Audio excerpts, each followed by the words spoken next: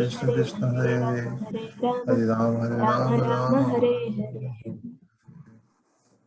So today we are reading the book Beyond Birth and Death, second chapter, Elevation at Death. Can you make it little bigger, Mataji? Okay. Little bigger? Or I'll have to change this. Oh, cannot make bigger, Prabhu. Okay. No problems. Now Okay. okay? Now okay? No. Yeah, now. Very good. Yeah. Yeah, no. You can reduce little bit. Yeah, otherwise, little bit you can reduce. Okay. Yeah. Okay. All right. Okay. Next chapter, second chapter is Elevation at Death. There are different kinds of transcendentalists who are called yogis, Hatha yogis, different yogis, Hatha yogis, Jnana yogis, Dhyana yogis, and Bhakti yogis. And all of them are eligible to be transferred to the spiritual world. The word yoga means to link up, and the yoga systems are meant to enable us to link with the transcendental world. As mentioned in the previous chapter, originally we are all connected to the Supreme Lord, but now we have been affected by material contamination. The process is that we have to return to the spiritual world, and that process of linking up is called yoga. Another meaning of the word yoga is plus. At the present moment, we are minus God or minus the Supreme.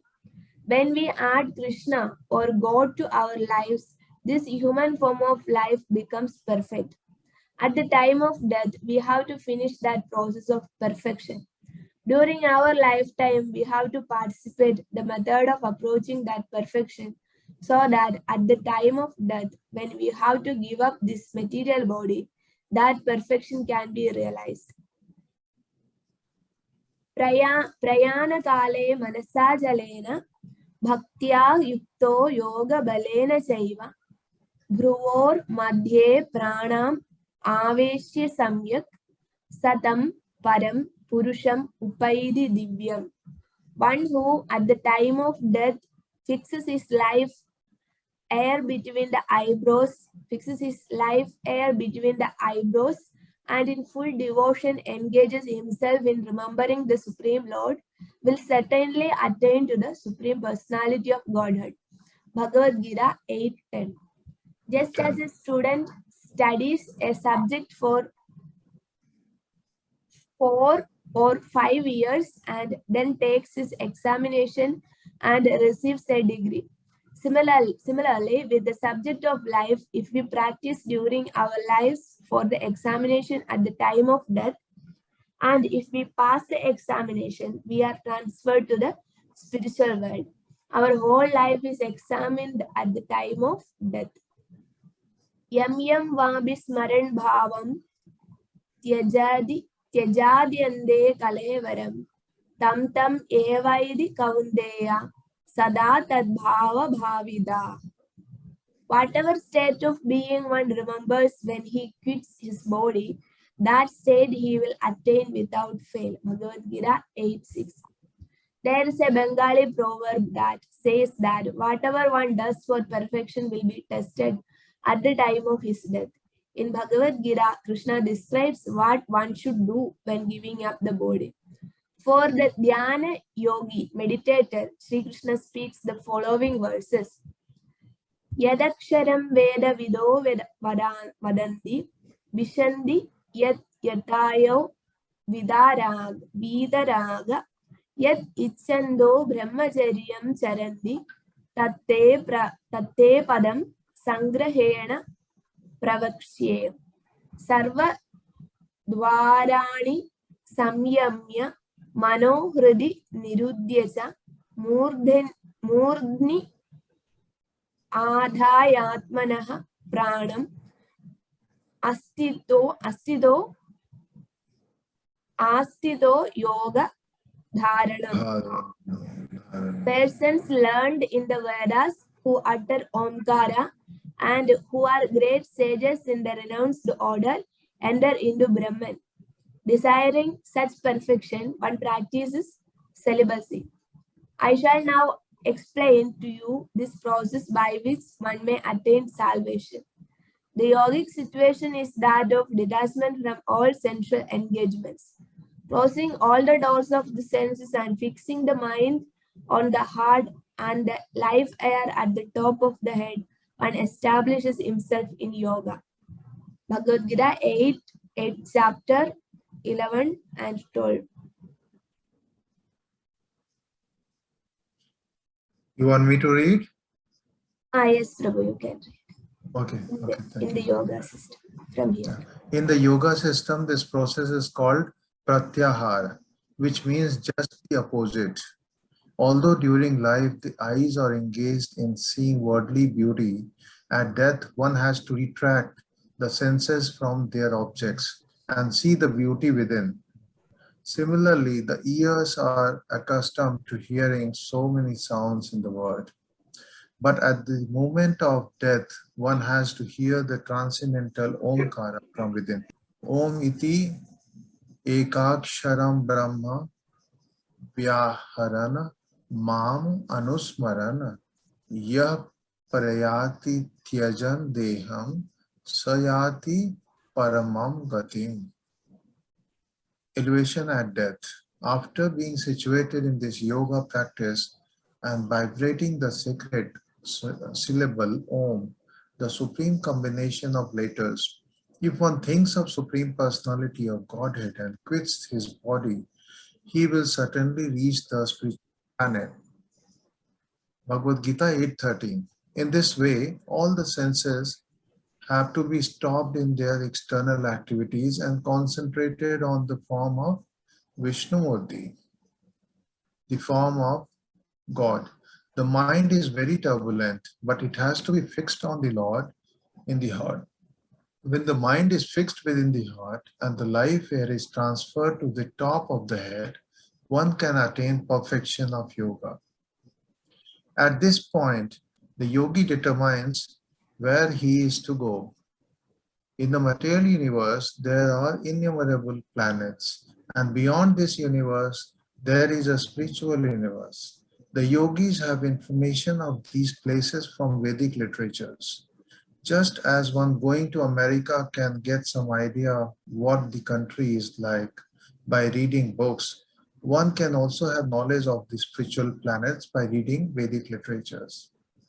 The yogi knows all these descriptions and he can transfer himself to any planet he likes without the help of spaceships. Space travel by mechanical means is not the accepted process for elevation to other planets. Perhaps with a great deal of time, effort, and money, a few men may be able to reach other planet by material means, spaceships, spacesuits, etc. But this is a very cumbersome and impractical method. In any case, it is not possible to go beyond the material universe by mechanical means. The generally accepted method for transferal to planets is the practice of meditational yoga system or jnana system.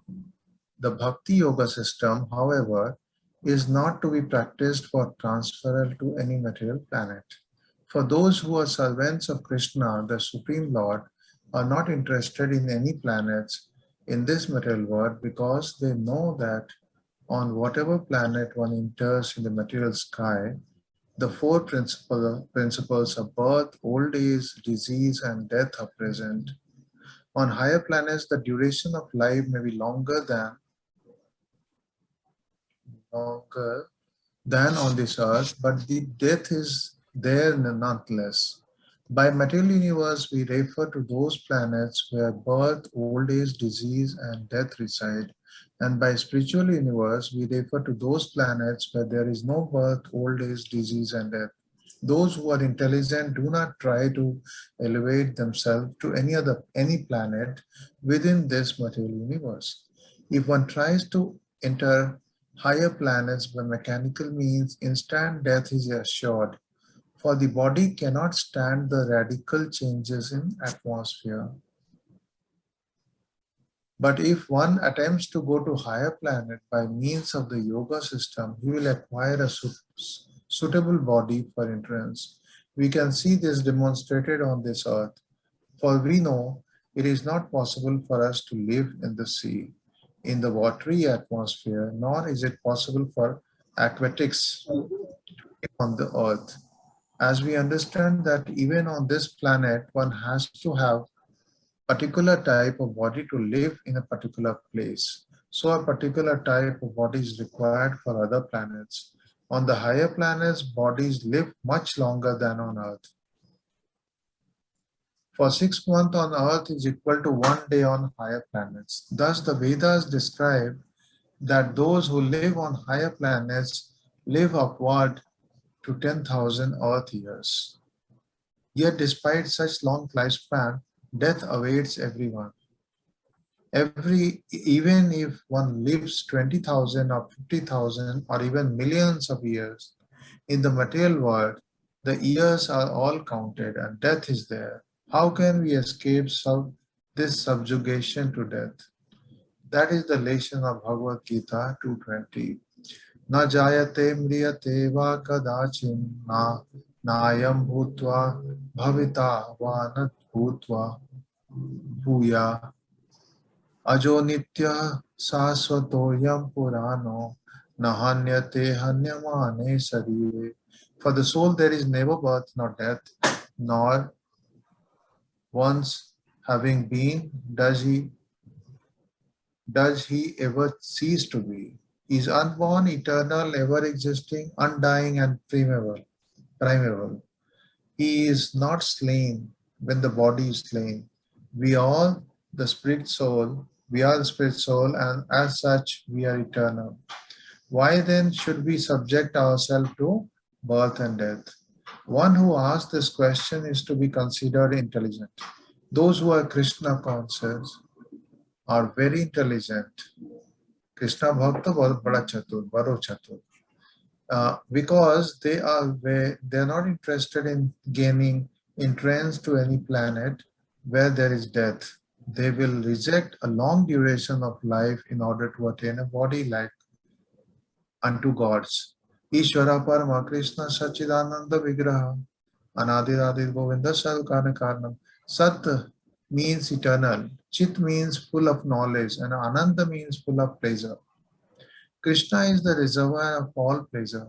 If we transfer ourselves from into the spiritual world, either to Krishna Loka, Krishna's planet, or any other spiritual planet, we will receive a similar Sachidanand body. Thus, the aim of those who are in Krishna consciousness is different from those who are trying to promote themselves to higher planets within this material world.